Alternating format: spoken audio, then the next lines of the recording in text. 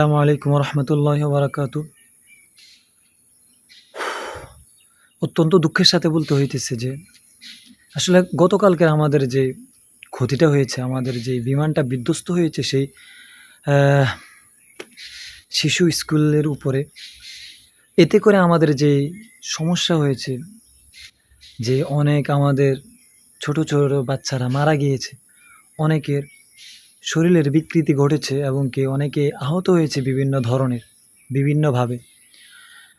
তো এই যে একটা বিপদ এসেছে, অথচ বিষয়টা দেখুন যে ছুটি হবে মাত্র 10 মিনিট পরে, এরই মধ্যে এই বিপদটা সংঘটিত হয়েছে। কিন্তু কে জানে যে কখন কার বিপদ আসবে? কেউ কি জানে?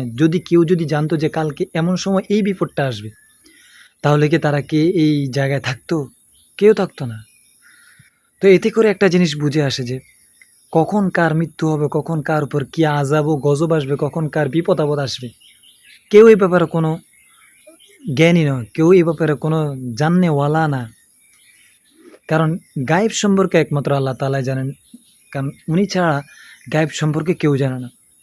তো এখন আমাদের কথা হচ্ছে যে গতকালকে আমাদের যেই বাচ্চাদের যে ক্ষতি হয়েছে, এতে করে যে সমস্ত মা-বাপদের সন্তান হারিয়েছে, যে সমস্ত মা-বাবা সন্তান হারিয়েছেন, তো আল্লাহ তাআলা তাদের সবাইকে সবরে জামিল ইখতিয়ার করার তৌফিক দান করুক, এবং কি ধৈর্য ধারণ করে আল্লাহ তাআলার উপর তাওয়াক্কুল করে আল্লাহ তাআলার উপর ভরসা করার সবাইকে তৌফিক দান করুক। কারণ ভাই, এমন পরিস্থিতি শিকার হয়ে নিজেকে মনে করেন নিয়ন্ত্রণ রাখা, এটা সহজ বিষয় না।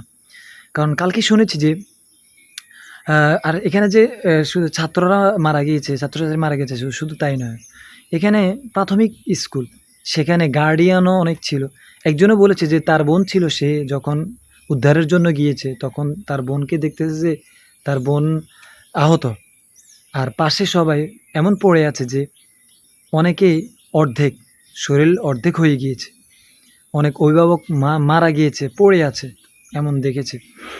এরপরে যে কথা হচ্ছে যে অভিভাবকও তারা ছিল, তারা অনেকেই মারা গিয়েছে। আবার এমনও আছে যারা ছেলে সন্তানের এই শোক সহ্য না করতে পারে, এই বিপদটা না দেখে নিজের সন্তানের জিনিসটা, ব্যথাটা সহ্য না করতে পারে, অনেকে এই অবস্থায় এই ভিতরে চলে গিয়েছে, যেখানে বিমান বিধ্বস্ত হয়েছে, আগুনরত অবস্থায় যে জায়গাগুলো যেখানে তাদের সন্তানরা পড়ালেখা করে, সেই জায়গায় ঢুকে গিয়েছে। এবং কি এমনও খবর আসছে যে অনেক অভিভাবককে খুঁজে পাওয়া যায়নি, তার ব্যাগ পাওয়া গিয়েছে।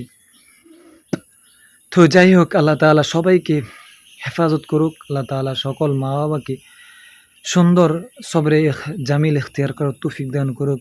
কিছু বলার নেই ভাই, এখন দোয়া, সবাই দোয়া করবেন সবার জন্য, আল্লাহ তাআলা যেন সবাইকে সকল বিপদ থেকে হেফাজত করেন।